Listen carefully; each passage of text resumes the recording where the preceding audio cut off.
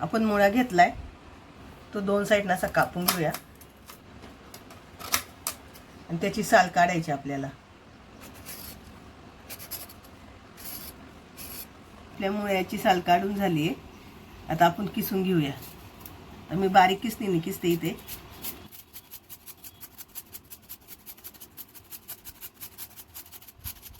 इथं आपला मुळा किसून झालाय, बाजूला ठेवूया.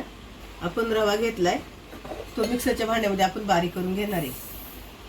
आपला फ्राय पॅन तापलाय, त्यामध्ये जिरं टाकलंय, ओवा, शहाजिरं परतून घ्यायचं. इथं आपण चिली फ्लेक्स टाकलेत.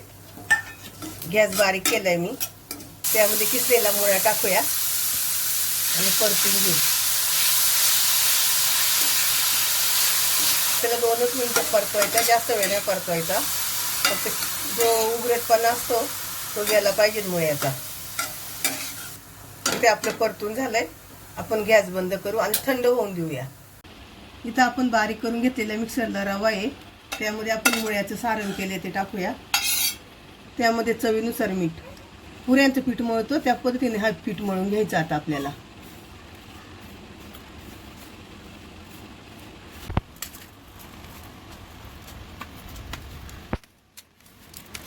इथं आपलं पीठ मळून झालंय, एकदम घट्ट मळले मी. आता त्याची आपण चपाती लाटून घेऊ. आपण हे पाणी न टाकता पीठ मळून घेतले. आपण पिठाचा गोळा घेतलाय आणि लाटून घेणार आहे. तो पीठ न टाकताच लाटून घ्यायचा आपल्याला आणि पातळ लाटायचा आहे. हा मी दाखवते तुम्हाला नंतर. इथं आपली चपाती लाटून तयार आहे, पातळ लाटली एकदम. चपातीचे छोटे छोटे आपण पापड करून घेऊया.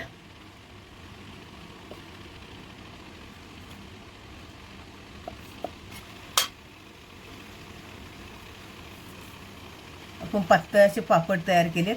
सगळे असे पापड तयार करून घेते आणि नंतर तळून दाखवते तुम्हाला. आपण कढईत तेल तापत ठेवलं होतं. आपलं तेल तापले, त्यामध्ये आपण केलेले मुळ्याचे पापड सोडू आणि तळून घेऊया आपण आता. हे